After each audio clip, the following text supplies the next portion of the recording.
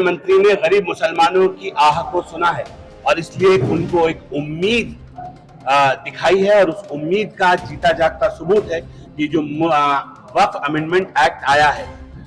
वक्फ amendment act ये उम्मीदों, गरीब मुसलमानों को उम्मीद दिलाता है, और साफ साफ ये दिख रहा है कि एक तरफ लोग इस गरीब मुसलमान को उसका हक ना मिले उसके लिए विरोध कर रहे हैं, दूसरी तरफ वो मुसलमान हैं जो पसमानदा मुसलमान है, जो गरीब मुसलमान है, वो इसका पक्ष में खड़ा हो रहा है। आज जिस तरह से जो जोश मुझे दिखा, मैं दिल्ली से 10 दिन बाद आज वापस उत्तराखंड लौटा हूं।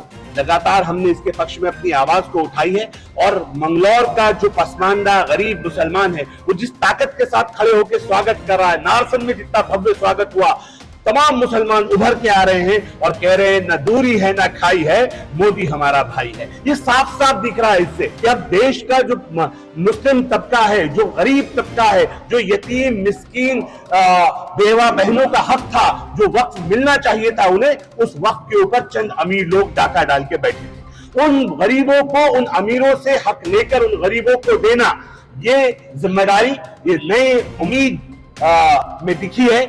ये जो वक्फ अमेंडमेंट एक्ट आया है, जिसको हमने उम्मीद का नाम दिया है, मैं बड़ी जिम्मेदारी से इस बात को कह सकता हूं, जिनके पास, जिन्होंने वक्फ को लूटा है, जिन्होंने सबके ज़कात खैरात के माल को खाया है, अब उनसे वापस लिया जाएगा। ये गरीबों का हक है, और गरीबों का, मजलूमों का हक उनको मोदी सरकार वापस देने जा रही है वक्फ बोर्ड के माध्यम से। जो भ्रम फैलाया जा रहा है, कह रहे हैं कि मस्जिदों को छीन लिया जाएगा, मदारिस को छीन लिया जाएगा, कब्रिस्तानों को छीन लिया, किसी को घबराने की जरूरत नहीं।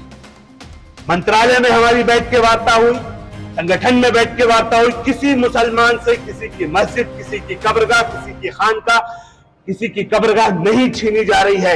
सब जो जहां है वो वही रहेगा, सबको वक्फ बोर्ड में रजिस्टर्ड कराया जाएगा। हम जल्द सबका सर्वे कराने जा रहे हैं, एक एक चीज का सर्वे होगा, जहां जो होगा वहां वो दर्ज किया जाएगा। लेकिन जो ज्यादतियां थी वक्फ बोर्ड की, उस पर लगाम लगाई कि अब वक्फ बोर्ड में वक्फ बाय यूजर को समाप्त कर दिया गया है। अब किसी को अगर अपनी मस्जिद या मदरसा कुछ बनाना है तो उसको वक्फ बाय डीड करनी पड़ेगी।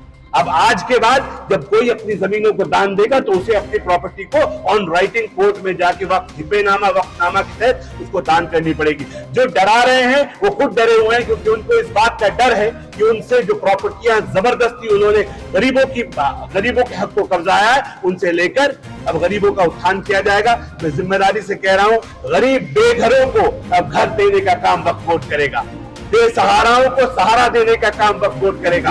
वक्फ की संपत्तियों को मोदी सरकार चाहती है कि डेवलप करे और देश को मजबूत बनाए, क्योंकि देश मजबूत तब बनेगा जब देश की जो अंतिम छोर पे खड़ा हुआ समाज है, जब उसका विकास होगा।